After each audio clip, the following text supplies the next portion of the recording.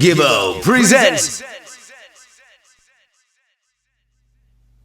It's Gibbo, and right now I'm joined by two of the members of Bass Odyssey, the sound from way out in the country. It is Keithy and Damion. Yeah. Bless up. Straight. Guys, if I can start off by looking back to one eventful weekend last summer, Friday, August the 23rd, and Saturday, August the 24th to be exact.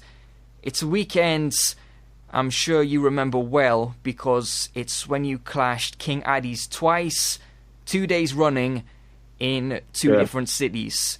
The first clash, which took place on the Friday night at the West Indian American Center in Hartford, Connecticut, came to a premature end midway through the tune for tune rounds due to request from the police. Police said it have been done right, that's all. Because them have a strict time rule in Connecticut, you know.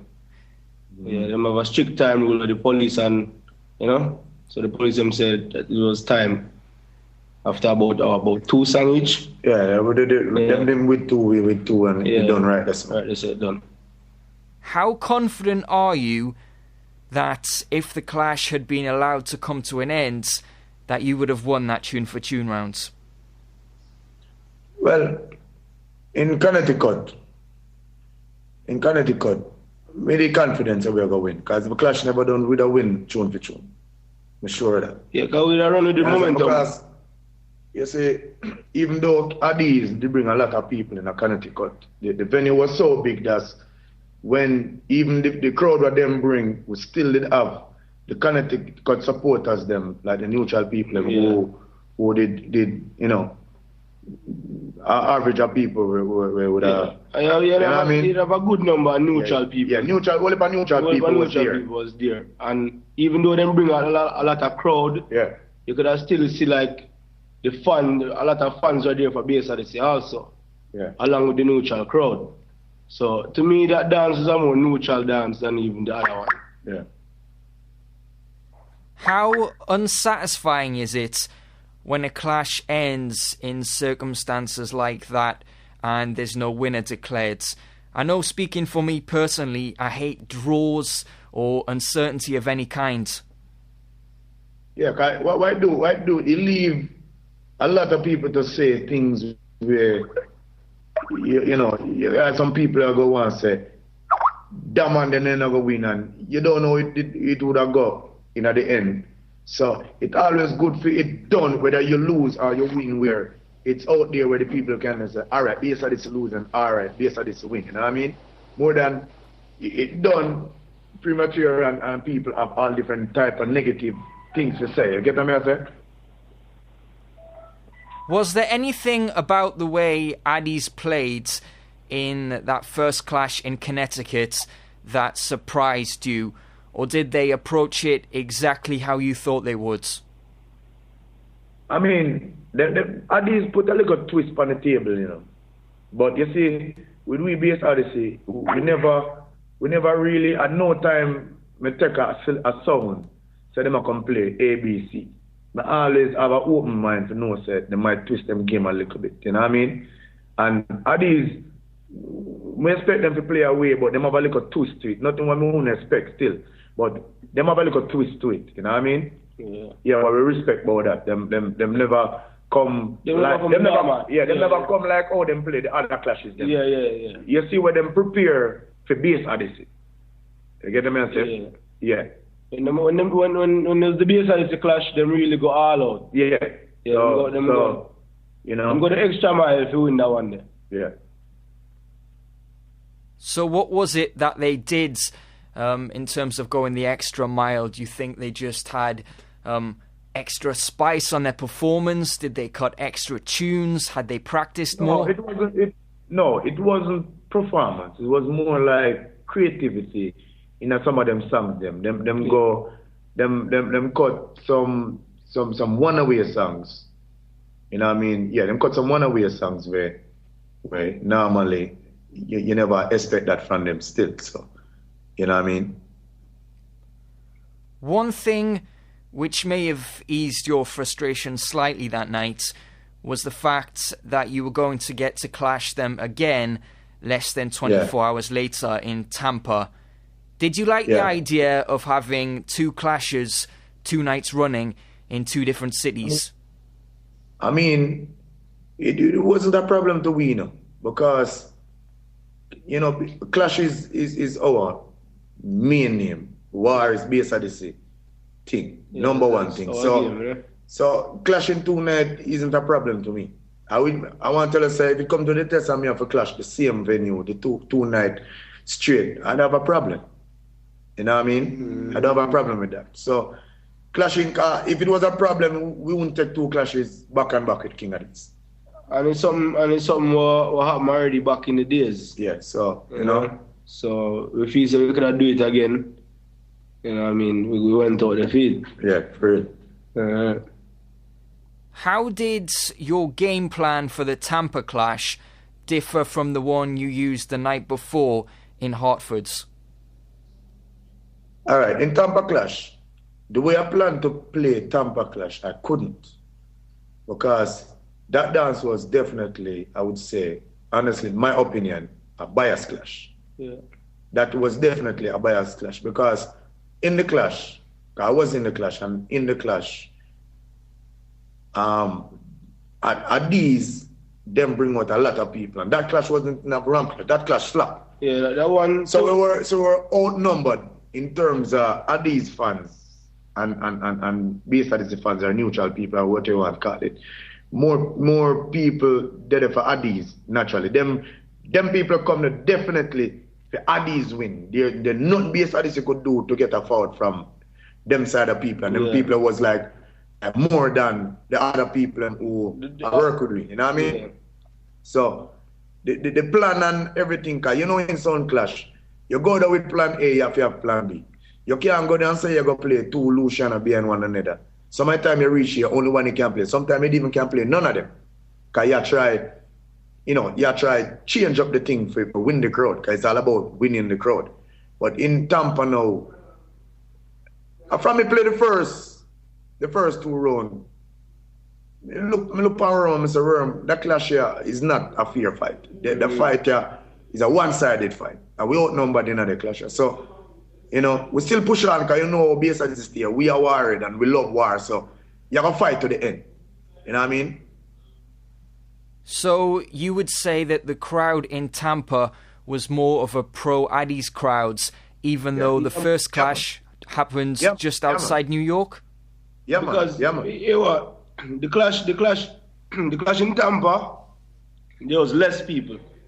A lot less people. The clash in Tampa, as Damion said, was basically a flop. Because to me, when me look on and try to judge the crowd myself, I doubt if 300 people in the venue. Yeah. You know what I mean? And more than half of that crowd was basically Addies crowd.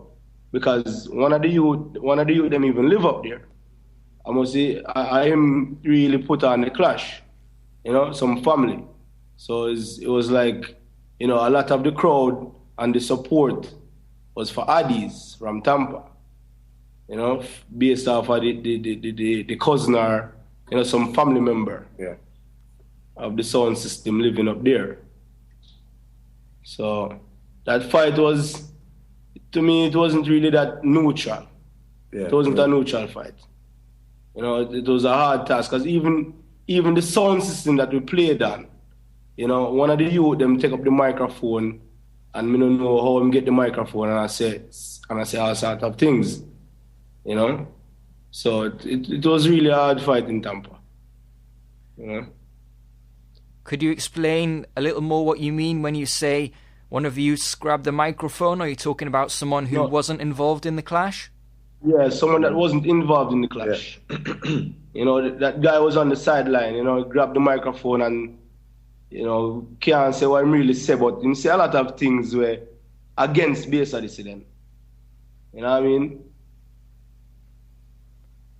After 4 rounds of the Tampa clash had been completed, it was decided that as Addies had won 3 rounds, no tune for tune was necessary and they were declared the winners.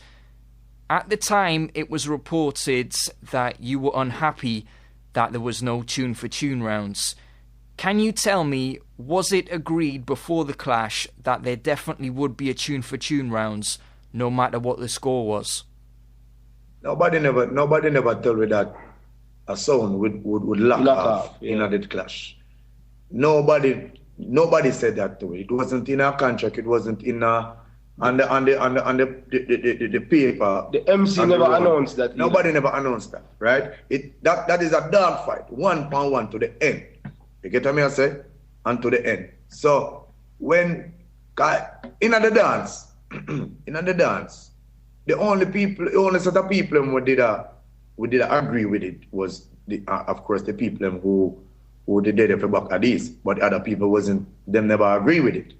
A lot of people upset. You know what I mean? And the MC already bring the dance over in a 1-for-1. Him already announced it go over in a 1-for-1. And then Addies man them start whatever. And, that's what I mean. We outnumbered. I mean, what we ever do? And, Bass Odyssey system, I'm not going to stand up there and go on like no one fight if we go a tune for tune. But just call it a night and go back on my yard. That's so it go. You understand? You see, in this business, you have to be tough. You can't make them think they get it down either. You have to know, say, you have to meet them think they in a dancer. And Bass Odyssey, for the 24 years we're there, we meet that. We meet it with Glamour G, then we meet it with Tina One, then with Squingy, and we meet them thing there. So, them thing there are just part of the game. We vex and whatever, but, are just part of life, and it gone already. We have to just know, say, we have to just work on that, and know so we are come strong. Because I know them things don't get them Bass Odyssey either. You understand what I say?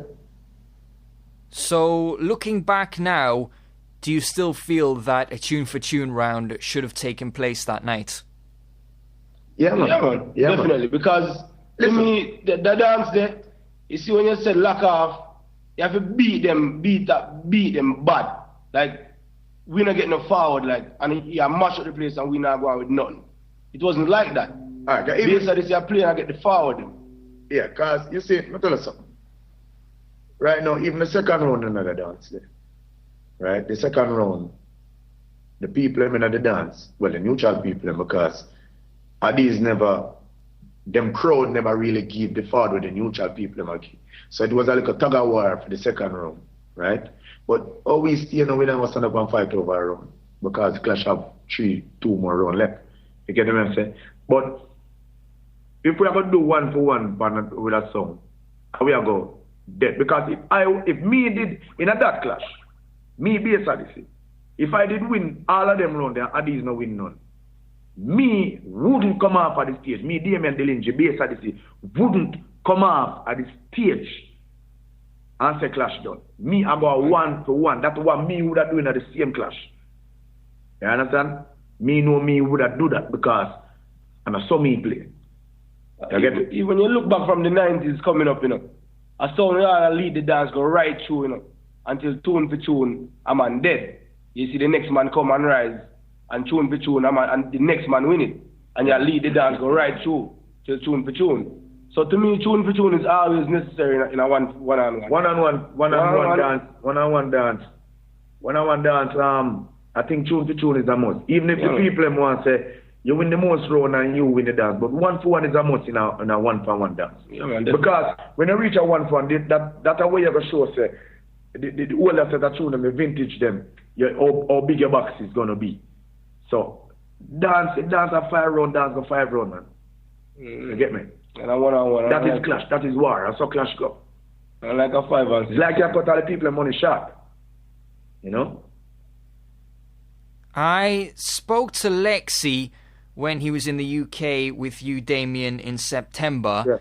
And when I asked him about the clash with Addies in Tampa, he said he felt you were set up and that the host on the night was against you and he made up the rules as he went along. Do you share his thoughts? Set up, I mean, that dance was basically set up before we reach. I mean, as I say, the people, most of the people who come there was definitely on Addies' side before the clash even start. Like them go to them way and say, yo, you know, Addies them are different tonight, whether or not they now give Bass Odyssey no forward. You see? In terms of the rules, when him said the rules set up as they go by, right? While the clash are going, nobody never said, all right, if Addies win the next round, Bass Odyssey is gonna lock off. Nobody never said that. You get me? I say? So I think would agree with, you know, making the rules as when the clash go on, as the clash go on. Yeah, you know what I mean? Cause now them rules are never put into play before the clash start. Do you think we saw the best of Bass Odyssey that weekend? No, sir. No. Why that wasn't a Bass Odyssey. Because after you, in a situation like that, after you reach the third round and you realize that you're playing in a basically a bias dance, you know, you try to change. There was no momentum there for Bass Odyssey. You know, there was no momentum. They would try a lot of different things to see if it would, you know, come across, and it didn't happen. You know, so that wasn't the best of Bass Odyssey. I'm not going to agree with that. Not the best of Bass Odyssey. Me personally, I like the idea of two sounds clashing twice in close proximity, but I think 2 nights running was a bit too close together. So how about this? Bass Odyssey versus King Addies, 2 clashes, 1 week apart, part 1 in Brooklyn and part 2 in Alexandria. How does that sound to you? Well, nothing wrong with that. Is that something you'd be interested in? It's 2 clash, huh? Is that something you'd be interested in for 2014? No, but I wouldn't clash. I wouldn't. If I clash King Addies in Alexandria, right, and win King Addies in Alexandria, it's gonna cause a whole heap different talk. You get what I say?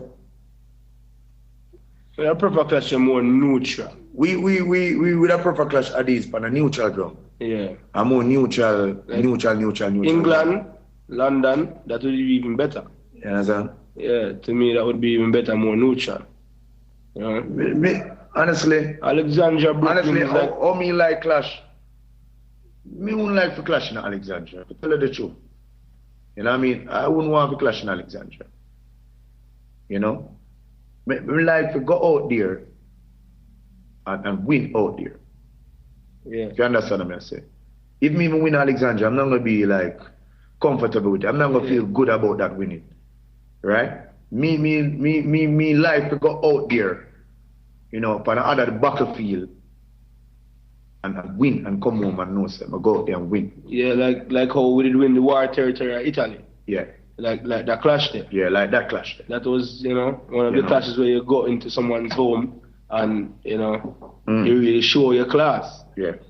So, we prefer more, because what you're saying is more like a home and away match. It's like in football, when you play 2-leg, you play a home match and an away match. But we prefer to go out there on a more neutral ground. Yeah. But you would be interested in a rematch with Addies this year if the circumstances were right? Anytime. I'm ready with a rematch with Addies anytime, man. Yeah. We clash with Addies anytime, man. Any time, man. This week, next year, whenever time, man. Yeah, man. I'm not afraid of Addies. We're not afraid of Addies. You know what I mean? We're not afraid of Addies.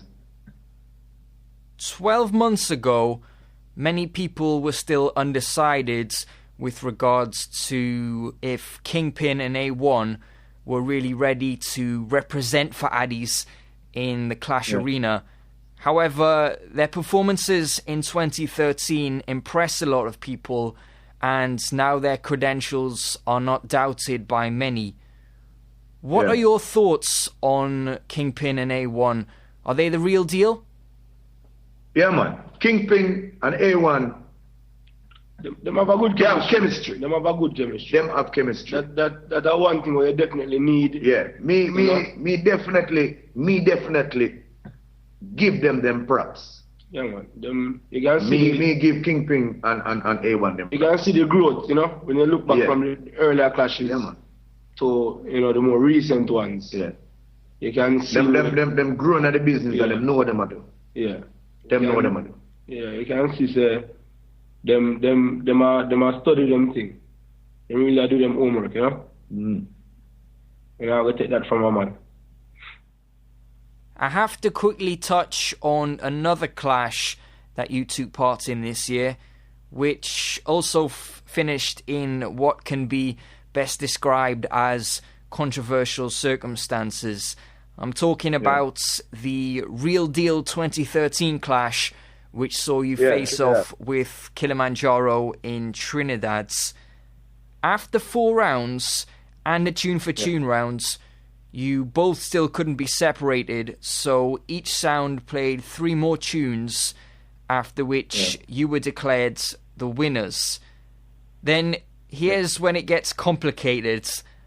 A further vote was then taken, with the crowd being asked who they thought won the whole clash. Jaro were then announced the winners. Speaking as someone who wasn't in attendance, it seems a rather strange way for a clash to end. Can you talk me through exactly what happens? Somebody listening to the clash may be confused, but someone there would know what happened. This is it. At the first of the clash, there were some people like around 20, 30 of them in front of the stage, to the left-hand side. They were cheering for Jar, right? They were cheering for us also, but I guess Jar was reaching to them more. Now, the majority of the clash, because Jar win the first 2 rounds, Jar win the first round, second round, we win the third and the fourth round, then tune for tune, all right? We win the tune them in the tune for tune, but there was one tune in the tune for tune where the MC never asked the crowd, but we win the tune. So when it comes down to the last round now, the majority of the crowd, so Bass Odyssey win, because when them say Jaro, more and go for Bass Odyssey than Jaro, so that's when the MC say Bass Odyssey win. Now when the whole talking start now and him re-vote again, the people who vote already decide that they're not voting again. So when they didn't vote, the couple, like about 20 hands in front of the stage right here, so put up the man. If you listen to that clash to the end, you realize that when they announced that Jaro win, there was a big boo in the clash from the majority of the crowd. But guess what? When him asked it again, the majority of the crowd decides they now put up the man with a Bass Odyssey in our Jaro because them don't decide already. So the couple people who put up the man here so was for Jaro. So Jaro win the clash. And then it would have walled up a disrespectful thing and go on the microphone or whatever. And me tell her, I say, listen, I'm not going to stand up and fight over a trophy because Bass Odyssey is not like that. So before me go up there and take up a microphone and start arguing back with Jaro, and then next thing you know, Jaro fans and Bass Odyssey fans kick off and man lose them life because the two sound have 2 serious fan base. I say, you know what? I just lock off my laptop and say, Worm, we're not going to fight over a trophy. So when them announced that Jaro winning, there was a lot of booing and whatever in the dance. I'm going to walk off of the stage. You understand? So people who are listening to the clash might get confused. How is it like that? Why the MC announced Bass Odyssey win, but I end of the day Jaro win? But I said go. Are you counting that clash as a Bass Odyssey win? To me, Bass Odyssey, I would say Bass Odyssey win that clash. Right? But in terms of voting, as I explain how the voting part go, majority give us the win, and then when them try to do it over again, the people decide to not vote anymore, and few man put up the man and Jaro get it. Right? Lastly, just before we finish, Damion, you and Worm are soon going to be in Europe hosting the Kill or Be Killed Clash series.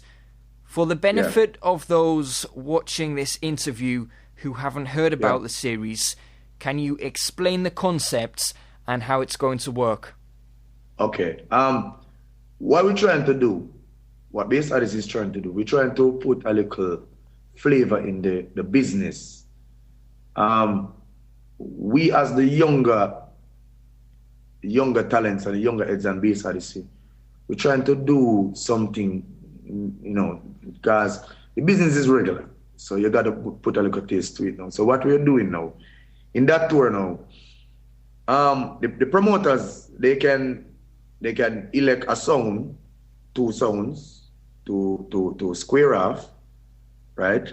But what we want to do now is when they reach to the tune for tune, now each sound will pick 4 of them, like just pick 4 dub plate out of Bass Odyssey box to play tune for tune.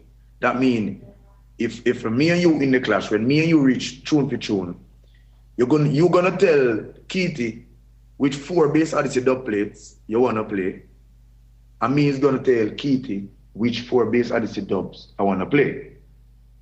You understand me?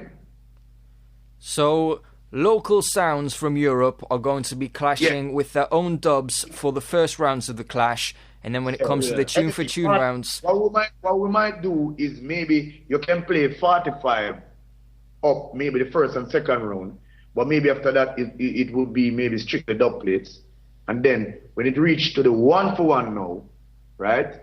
You pick up whichever 2 sounds go to 1-for-1. You're gonna pick from Bass Odyssey box. That means you basically is gonna tell me and Worm which 4 song or which 5 song you want to play, and then the other one is gonna pick 5 song which 5 song you want to play. You understand? Certainly a new concept and something I'd like to see in action. Can you tell us any of the countries or cities which the series is going to be visiting? Currently we don't have that information as to exact countries, but it will be on the within the Europe tour. So anywhere that Bass Odyssey will be playing on the night, you can expect that clash. Yeah, and before the tour start, we will put up an itinerary. Yeah. On the Bass Odyssey site where you can know. Yeah, because the promoters them that doing it, they are seeking their songs. Yeah. In terms of like if I'm coming to Alexandria, I mean the promoter who's doing Alexandria is going to round up the sounds in Alexandria. If you understand me, round up the sounds in Alexandria and get the best too. Get the best, yeah. You get me? So it's something different we are trying to do in the business. We gotta make the business excited. We gotta do something. We can't just be like the regular sound system them. We are Bass Odyssey. It's up to us to do something different in the music industry. You know what I mean? And I think this is a good twist, more enjoyment, with people like more exposure for even the European sounds also. So you can have a sound in Europe who don't bust yet, but have some good talent can perform. Yeah. Now this dance now with Bass Odyssey, there as the judge now, this is going to be worldwide. You know what I mean? You can showcase your real talent right there. You can show your real talent, and this is not going to be like a local dance where you come and play now, but then the rest of the world don't hear about you. No, the whole world is going to tune into this because right now as we speak, the whole world is open to it and looking forward for it. Yeah, because we even get some requests from Canada. They want us to bring it in Canada also. Yeah. So depending on how it goes, how this one goes, other countries can look out for it to come to your, come to your town, depending on how this one work out. Keithy, Damion, thanks a lot for your time. Yeah, man. Bless up yourself, man. Bless up, Gibbo. Original Gibbo. Presents Bass Odyssey. Mad. From way out in the country. Gibbo.